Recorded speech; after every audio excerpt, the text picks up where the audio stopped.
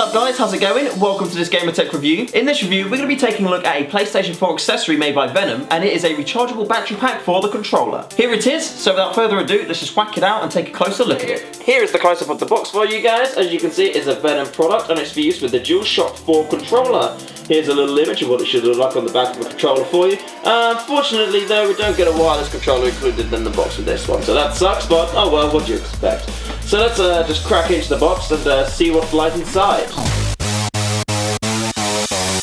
And here's the battery pack itself. So as you can see, it's not actually too big extra on there. There's the case itself, that's how it connects onto the controller. You've got a flappy little spring type bit, and then there's the USB bit that connects into the controller itself. As you can see, it's on a movable cable, so you can like slide it in and move the controller about, which is quite handy. Definitely helps when you're attaching it to it.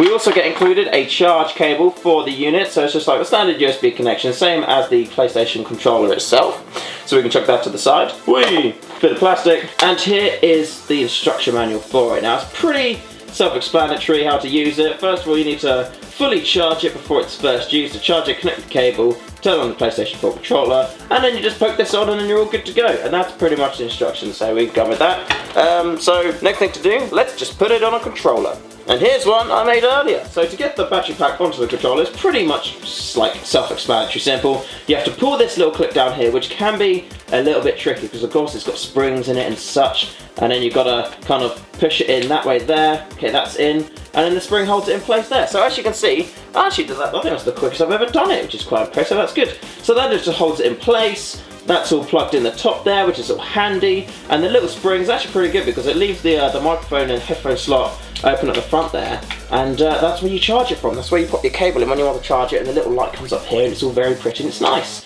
And yeah, so that's all good.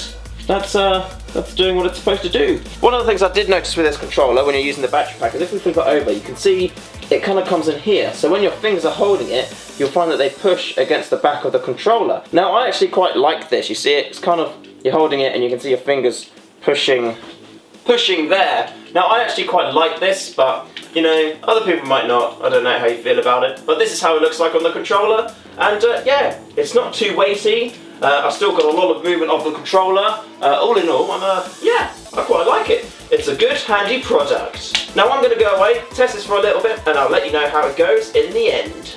So what were my thoughts on this? Well, overall, I was quite happy with it, to be honest. One of the things you'll notice straight away when you put it on, it is quite bulky on the back of it, and usually when you use a PlayStation 4 controller, your fingers have got all free movement on the back of it. However, because this battery pack's here, your fingers hit it straight away, and I actually felt that was quite comforting. It felt like my fingers were now held in place, and it gave me better control or better grip of the controller. I know some people out there might not be a fan of that, but I actually felt it was very, very comfortable and kind of improved how the controller felt to me without the battery pack on it. So even when I'm not using the battery pack, I still want it attached because I just like that feeling of being locked into the controller. Now the first time putting it on, I did find it just a little bit fiddly getting it on because you have to kind of work out how to put it in and to then get the springy bit back and clamp it on, and it took just a couple of minutes to work out how to do it. But pretty much after the first one, it went on consecutively easy every single time after that. So it's just working out in your head and the best way that works for you to kind of clip everything in place. Now it does say on the box it will recharge your controller for up to 20 hours extra gameplay, and I must admit they kept it going for roughly around about that time. So for that,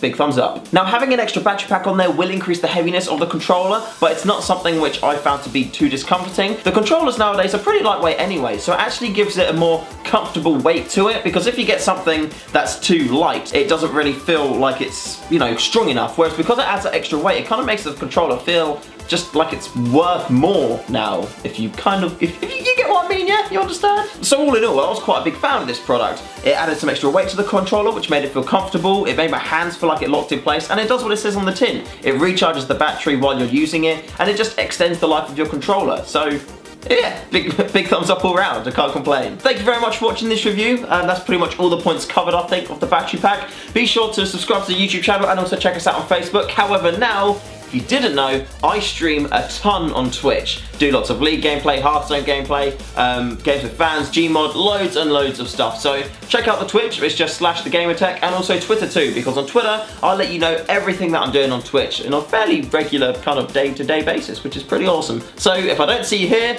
I'll see you over there. Stay fresh, guys.